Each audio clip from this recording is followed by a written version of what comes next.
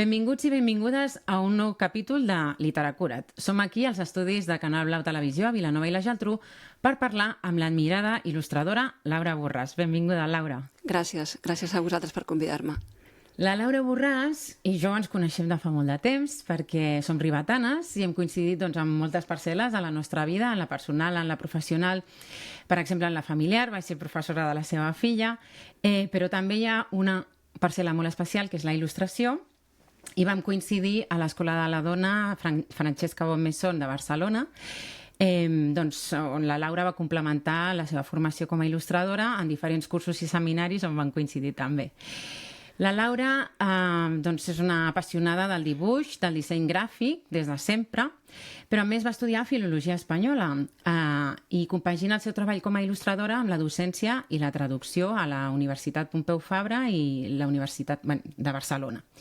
Ha publicat 20 àlbums il·lustrats, el més conegut potser podríem dir que és El Camino de Marwan, que va sortir el 2016, pel qual va rebre una menció d'honor a la Fira del Llibre Infantil i Juvenil de Bolonya, que és el centre neuràlgic de la il·lustració a Europa i al món, podríem dir.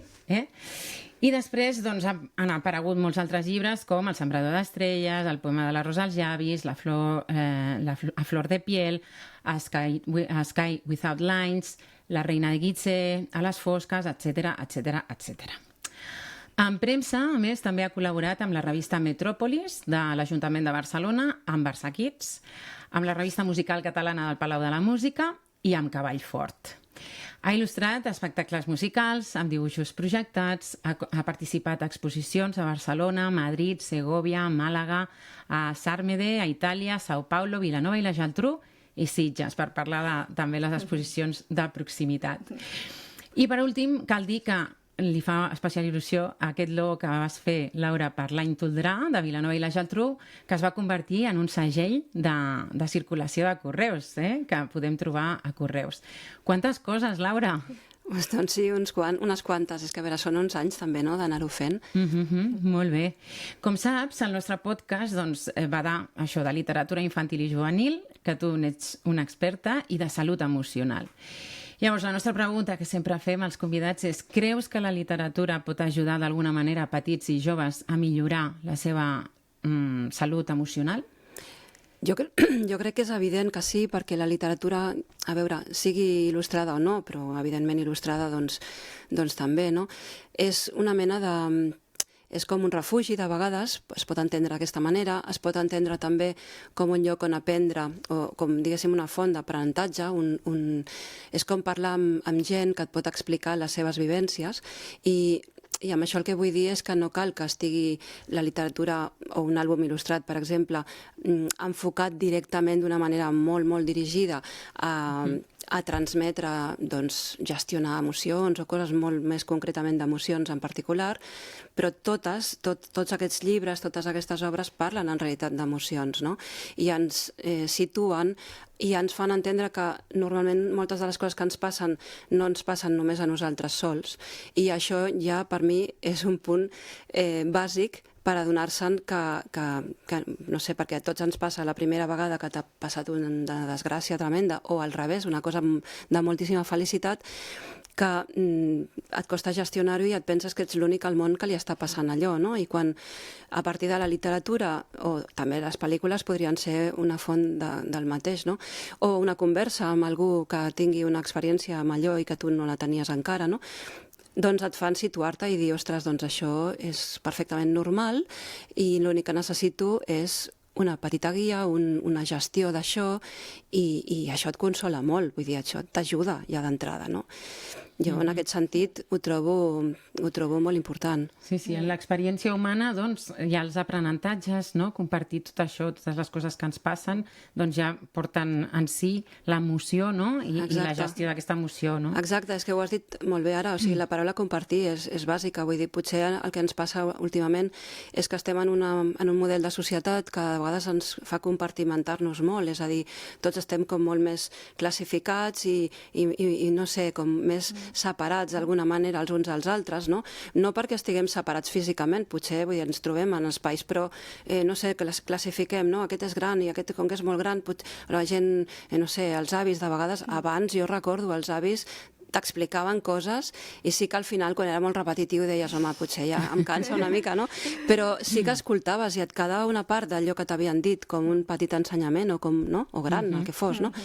I ara és com que ja si no és molt semblant a mi ja no ho escolto, és com que potser, vull dir, parlo en general, vull dir, segur que hi ha molta gent que no ho fa això, no? Però vull dir, crec que és més difícil aquest compartir i això és per mi el que més cura, de fet, no? Molt bé. I també ens agradaria saber que si en la teva experiència lectora, quins han estat els llibres que et van ajudar en algun moment de la teva adolescència o joventut? I quins recomanaries, aquells que t'han ajudat? Clar, mira, aquesta pregunta m'agrada perquè em fan enrere, diguéssim, no?, en aquell moment, i sí que hi havia moltes estones i molts moments, i sobretot els estius els recordo bàsicament llegint.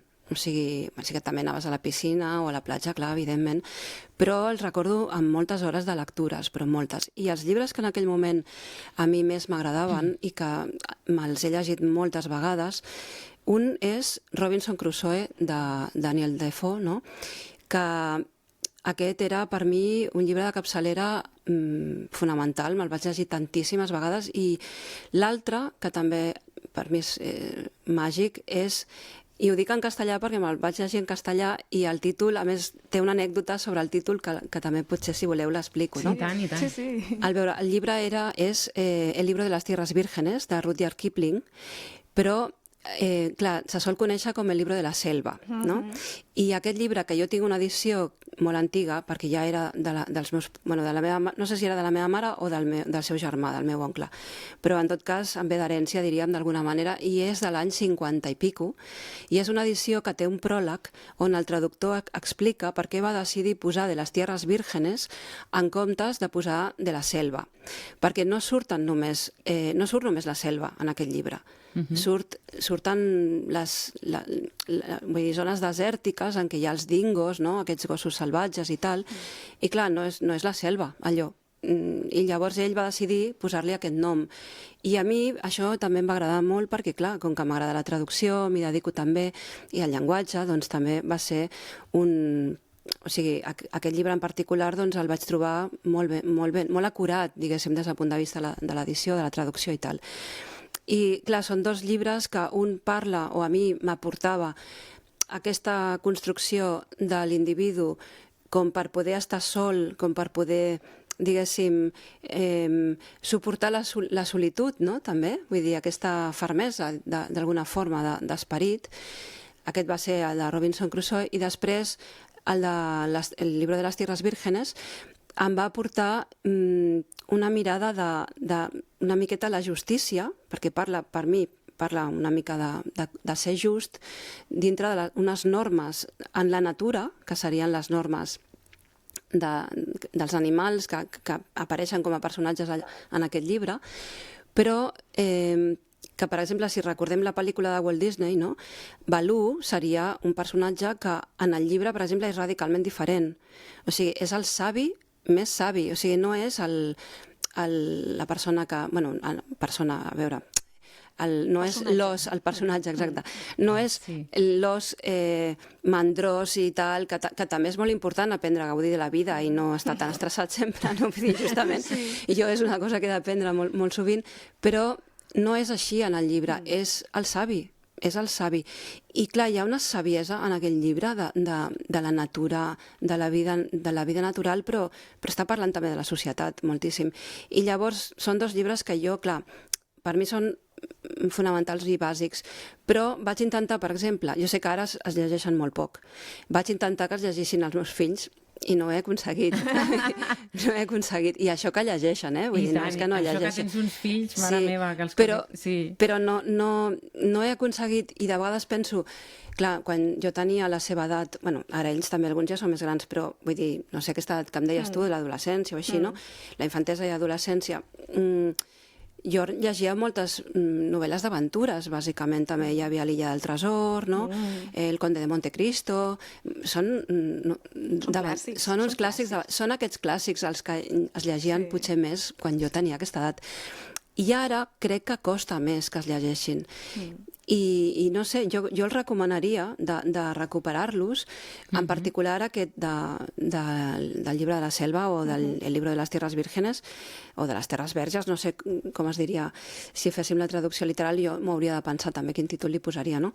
Però jo crec aquest en particular, sobretot Kipling, que també hi ha hagut problemes perquè a ell se l'ha associat de vegades potser amb una visió molt com de dretes, de vegades, i tal, i hi ha vegades aquestes coses que passen que jo les trobo una mica... Sí, com la polèmica amb Tintín també va haver aquella polèmica de cancel·lar alguns autors que pel seu context, no? Potser en el seu context estava justificada aquella visió del món i llavors no es tracta de cancel·lar-los tant com per... De comprendre el context. Comprendre el context, exacte, i contextualitzar cada cosa en el seu temps, no? Clar, a veure, Kipling era un home que era britànic, però ell es va criar també a la Índia, va tenir una cultura... va diguéssim, connectar molt amb la cultura de la Índia, però ell era, evidentment, de família colonial, lògicament, és que, a veure, vull dir, clar, i ell era, doncs, no sé com dir-ho, una persona que es va criar allà, doncs, com a anglès, la seu pare ara no recordo els detalls, però, vull dir, no sé, posem que fos cònsol, ara no sé si era cònsol, però vull dir, si era una persona que tenia poder, no? Llavors ell va connectar moltíssim amb la gent d'allà, amb la gent, doncs, del carrer, també, i es va sentir sempre dividit. Es va sentir que no era ni anglès ni indi, no? I aleshores, vull dir, jo crec que és una figura... I això és molt interessant, fins i tot això que comentes precisament no té res a veure amb les ideologies de dretes, tot el contrari. No, exacte. Va intentar comprendre sempre les dues cultures, no? Superinteressant, superinteressant. És que la Laura Molt bé. Una part dels llibres que és molt important sempre, però potser encara més a l'adolescència i a la infantesa, és la part visual del llibre, i per això també et volíem avui aquí com a il·lustradora. Els dibuixos, les cobertes dels llibres, quina importància creus que tenen a nivell literari? Tu que toques els dos pals, no? El llenguatge de les paraules, no? I el llenguatge visual. Quin pes té la part visual en els llibres? Home, té moltíssim pes perquè, clar, la part visual, o sigui, no vol dir que sigui imprescindible perquè, evidentment, sempre hi ha llibres que no tenen ni un sol dibuix i també són molt atractius, no? Però jo crec que el que aporta és un discurs, perquè, clar, al final la il·lustració és això, és un discurs també, el discurs gràfic, en aquest cas, que ha d'anar encadenant-se, diguéssim, ha d'anar dialogant amb la part escrita, no? Llavors, al final es tracta d'això, d'un discurs que connecta amb la part escrita, va jugant amb ella i per tant enriqueix. O sigui, és com si poguéssim d'alguna manera, no sé, ho veiem amb les plataformes digitals, no? Quan tu poses música en una entrada d'Instagram, per exemple, i estàs afegint també un contingut, almenys jo, per exemple, quan faig alguna vegada una història a Instagram o així, busco que la música tingui alguna cosa a veure amb el que estic dient, no? Llavors, tot junt, d'alguna manera, aporta, suma, no? En comptes de dividir o de restar, sinó tot el contrari. I la part gràfica és això, és un discurs i, per tant, de vegades caldrà que sigui narratiu, de vegades caldrà que contradigui o que dongui una pinzellada que obri una idea diferent o que ens transmeti la idea clau d'allò. Vull dir, ha de jugar amb diferents continguts amb el text escrit. Sí, això era una part també que era complicat. Te'n recordes quan estàvem a l'Escola de la Dona, que l'Ignasi Blanc, des d'aquí una abraçada a l'Ignasi, que si podem el portarem també al Literacurat, ens intentava explicar això, no? Com narrar amb imatges, que és realment una cosa complicadíssima per mi, vull dir, té una complexitat i necessita un aprenentatge d'uns codis, tenir també un talent, no? També tenir un talent per saber explicar. I pràctica també, sí. Explicar i transmetre. Clar. Sí, no, a veure, l'Ignasi Blanc ens va ensenyar sobretot això, evidentment, perquè això és fonamental. De fet, jo recordo una conversa que vam tenir una vegada a classe, intentava com fer-nos entendre la diferència, perquè és veritat que no tothom no t'hi has parat a pensar, perquè al final és una cosa que quan ho penses dius, clar, és lògic, no? Però la diferència entre una il·lustració i un dibuix, no? Clar, quina diferència hi ha? Al final, a veure, tu pots il·lustrar amb una fotografia també. O sigui, es pot il·lustrar o pots fer una escultura, fer-li una fotografia i allò també és una il·lustració. Per exemple, l'Isidro Ferrer, no? Que ell treballa bàsicament amb objectes que construeix o amb escultures que fa i després és una fotografia allò que està il·lustrant en els seus llibres, no? Generalment. Però clar, la diferència, que tal com ella ens explicava, i això a mi em va quedar molt, em va marcar, diguem-ne, veure-ho, em va obrir una mica, no?, a nivell conceptual, és bàsicament que una il·lustració ha de transmetre un missatge, que també pot ser que una pintura d'un pintor transmeti un missatge, però no necessàriament és l'objectiu. Moltes vegades l'objectiu d'una pintura o d'un dibuix que fas perquè el vols fer i ja està, és transmetre alguna cosa teva interna, vull dir, donar una opinió o no sé, o crear un contingut, el que sigui, però en canvi, en relació, o sigui, la il·lustració el que fa en relació a un text és generar missatges constantment. També des del teu punt de vista com a il·lustrador pots, allò que dèiem de jugar, com t'hi acostes, no? De fet, hi ha molts camins també, no? Qualsevol llibre, si ho il·lustres tu, l'il·lustro jo, o si tu també el volessis il·lustrar, doncs, evidentment, ho faríem diferent. I no necessàriament està millor ni pitjor, no? Vull dir, simplement que agafem camins diferents, no? I això és l'interessant, no? El transmetre, el comunicar aquesta narrativa o aquesta opinió. I és el que encara no pot fer la intel·ligència artificial. Clar, aquest és un tema... Per exemple, que després preguntàvem per això també, no? Sí. Però, bueno, ja arribarem, no? Clar, no sé si voleu que parlem... No sé si voleu que parlem d'això o esperem... De la intel·ligència artificial. Sí, ja enllacem amb la pregunta de la intel·ligència artificial, perquè saps tota la polèmica aquesta que hi ha hagut amb l'estudi Ghibli, que a Miyazaki s'ha enfadat moltíssim, perquè ha dit que era una falta de respecte a la naturalesa humana, no? O sigui, d'alguna manera, no? No sé si estàs d'acord, com ho veus, això? Clar, jo crec que amb aquest tipus de coses com en d'altres que estan passant actualment i que ens hi anirem trobant, perquè la tecnologia avança molt de pressa i és bo per una banda, però per una altra banda, clar, no sé, si pensem en la bomba atòmica també, per exemple, doncs sí que és bo que s'estudiïn coses que ens puguin ajudar, però s'han de saber aplicar després, no? I aquí ve tota la part també ètica que no s'ha de deixar de banda, o sigui, potser des de la ciència es poden arribar a crear a vegades monstres, no? I hem de vigilar, vull dir, no sé, aquí amb la literatura també tenim un exemple, amb Frankenstein, no?, per exemple. Mary Shelley, sempre surt Mary Shelley. És que és veritat. El seu esperit ens acompanya. Mira, tinc la pell de gallina ara mateix. Clar, és així. Llavors, amb el tema de la intel·ligència artificial pot ser una eina o sigui, la tecnologia, de fet, hauria de ser una eina. Llavors, primer, si la societat ho està demanant o no, també s'hauria de tenir molt en compte, que a vegades no estem massa en compte tampoc actualment. I després, no podem anar tan ràpid tampoc, és a dir, hem de veure com ho apliquem en les nostres vides, com ho portem tot això, no?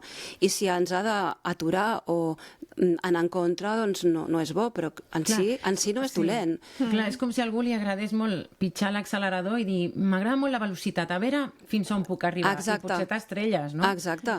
Clar, llavors la intel·ligència artificial, clar, hem de tenir en compte que a mi ja el nom a vegades em costa una mica, perquè no és intel·ligència de veritat. O sigui, la paraula intel·ligència, o sigui, per mi no és ben bé això, diguem. O sigui, el que hi ha és una gestió de moltíssimes dades, que això sí que nosaltres potser no ho fem d'aquesta manera, però nosaltres generem les solucions a partir de la intuïció i de la creació, però això una màquina no ho pot fer. No crea de zero. No crea de zero. De moment, toquem fusta. No, jo crec que mai... No sabran, sí? Creus que no podran crear de zero? Jo diria que no, perquè, clar, a veure... pot semblar-ho, que és el que fa la intel·ligència, pot semblar-ho, perquè tu li dius, fes-me ho vam estar provant un dia amb el meu fill, perquè jo la veritat no la faig servir. Llavors ell m'ensenyava coses que ell havia provat i em va dir, anem a provar de fer una il·lustració, li demanarem que sigui un mig tigre, mig cavall, o sigui, generar un animal que sigui mig tigre, mig cavall, no sé què, vam estar fent proves. Sí, però, a veure, què fas? O sigui, la intel·ligència artificial treballa a partir, i aquí és on els creadors a vegades es poden enfadar una mica, o bastant, perquè clar, al final estàs treballant a partir del que ja s'ha fet. Si tu penges, cada cop tu, jo, qui sigui, que pengem fotos, qualsevol tipus d'imatge, il·lustracions, allò es pot fer servir, no directament, per tant no és plagi, com era, diguem-ne, la pugna que teníem fins ara, no? Però sí es pot fer servir per transformar-ho tant que no es noti, però clar, que estàs treballant a partir de material que és d'altres, que és de gent, és a dir, clar, el que no farà mai... Estàs manllevant coses directament. Exacte. No hi ha una inspiració, no hi ha un homenatge, no hi ha un respecte, perquè quan es fan els artistes, no? Quan treballen inspirats per algun altre, ho fan amb un respecte, amb una humanitat, no? Normalment, no? Es diu que es fa un homenatge perquè es fa aquesta referència amb un respecte, però la màquina no té aquest respecte. No? No, clar. La màquina simplement executa, no? I és igual com ho executi, no? Al final no... Sí. Clar, jo què passarà més endavant tampoc ho sé, perquè jo crec que ningú ho sabem en aquest moment, amb aquests temes i amb altres. Jo no sóc optimista, però... Jo tampoc. M'espanta una mica, la veritat. I mira, veiem que has portat uns llibres, que crec que ens els vols recomanar. Sí. A veure, quins llibres ens has portat, Laura? A veure, jo no he portat diversos perquè sé que me'n vau dir menys, però em passa sempre que em costa triar, però no cal que els ensenyi tots, Sobretot pensant en el vostre tema, que és una miqueta des del punt de vista de la salut emocional i mental, doncs vaig estar pensant en alguns llibres. A mi m'agrada moltíssim aquest, per exemple, que és un llibre de David McKee, publicat per... espereu, que no me'n recordarà. Llibres del Zorro Rojo, sí. Perdó, és que ara no me'n recordava. I, a veure, és un llibre que és molt senzill des del punt de vista, ara l'ensenyo una miqueta, les pàgines interiors, fixeu-vos, parla de la guerra, no? I fixeu-vos, no sé si es veurà bé a la càmera, però, clar, són pàgines amb molt de silenci, però són absolutament tan gràfiques, són unes il·lustracions en què el dibuix és molt minimalista, com es veu, bàsicament és línia, no hi ha gens de color, i explica per què comença el conflicte entre els humans. O sigui, bàsicament, les guerres al final són el mateix que podríem explicar d'un conflicte amb un veí, amb un germà, és igual, amb qui sigui, no? Vull dir, al final és una no entesa i amb molt poc, em sembla que el text n'hi ha poquíssim. Sí, el dibuix té molt de pes, no? Sí, exacte. Veieu? De fet, és una característica dels àlbums il·lustrats, a diferència del llibre il·lustrat. El llibre il·lustrat és quan el text té més pes i hi ha diferents dibuixos, diferents il·lustracions que acompanyen per ajudar a la comprensió o per acabar de transmetre diferents coses, no? Hauríem d'anar una mica de pressa perquè ens queda poc temps, perquè ens volem veure, Laura. A veure, aquest seria meu, és un dels primers llibres que vaig publicar, i és un llibre que parla sobre... A veure, va ser difícil perquè l'editor no sabia com publicar-lo i al final va fer un petit text aquí al final per explicar que parla sobre el suïcidi i en particular el suïcidi en joves i no tant nens, perquè els nens és més complicat que passi, per sort, però vaja, en particular amb els adolescents, no? I aleshores és tota l'estona un diàleg entre un nen ja més gran, tipus adolescent o a l'inici, amb la seva ombra. I la seva ombra seria doncs, la seva mort. Val? I llavors és tota l'estona aquest diàleg. Jo vaig fer servir només aquests colors perquè l'autor del text feia cal·ligrafia xinesa. Vull dir, són aquestes coses que també són maques, que s'expliquen normalment a les presentacions dels llibres, però si no hi vas, doncs a vegades no saps aquests detalls. No?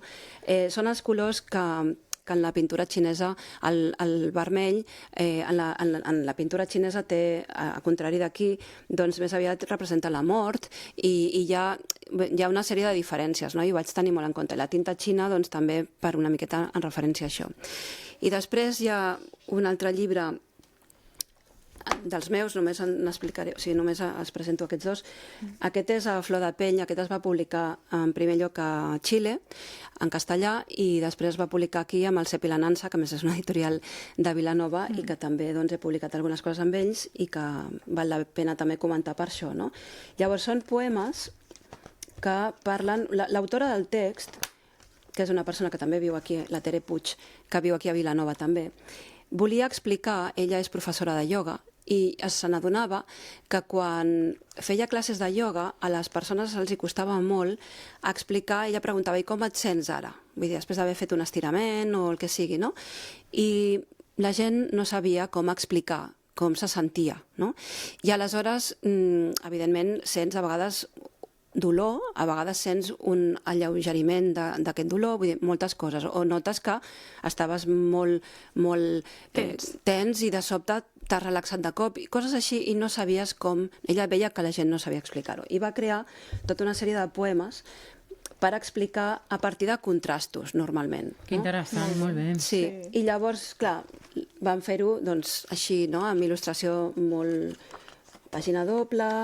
No sé, té coses molt boniques, com per exemple com explicar la distància, només llegeixo 2 versos molt curtets. Per exemple, comença dient: el que defineix la nostra vida és l'espai entre el nostre peu i la sabata. No? Llavors, coses també molt visuals i, no sé, subtils, i molt subtils que em semblava molt bonic. Molt bé. Em sap greu perquè estàvem en una conversa superinteressant amb tu, Laura, és magnífic parlar amb tu i compartir aquesta saviesa que tens, és molt generós per part teva. Sí, un gust escoltar-te. Sí, no sé si vols dir ràpidament, abans d'acabar, en què estàs ara i allà et deixem, doncs això, uns segons per explicar-nos els teus projectes. Doncs ara sortirà en molt poc temps perquè ja està gairebé a impremta, o potser està imprès, però és que és un llibre que es publica a Portugal i llavors no sé exactament en quin punt està, però està com a punt de sortir. És un llibre que es diu El dinosaurio d'Inarte, ho dic en castellà perquè l'autor em va passar la traducció al castellà perquè està escrit en portuguès, i és un llibre sobre justament la por dels nens, sobretot a la nit, i una mica com a partir d'un peluig tu t'espantes i ho fas enorme i tal, quan en realitat després te n'adones que quan només encenent la llum dius, d'acord, era el meu nino preferit. I llavors aquest sortirà ja a Portugal i Brasil, i estic començant a treballar en un àlbum que per primer cop treballaré en una editorial d'Austràlia, i aquest tampoc el veurem per aquí perquè el dinosaure tampoc el veurem, però vaja, estic amb aquests projectes. Ets una il·lustradora internacional, Laura. Doncs moltíssimes gràcies, Laura. I moltíssima sort amb els teus projectes. A veure si els veiem per aquí. Sí, i tant. I ja tornaràs, perquè et tornarem a trucar. Molt bé, gràcies. Gràcies i molta sort. I felicitats a vosaltres també, per tot. Per res. Doncs així acabem el Liter Acurat d'avui. Fins al proper episodi.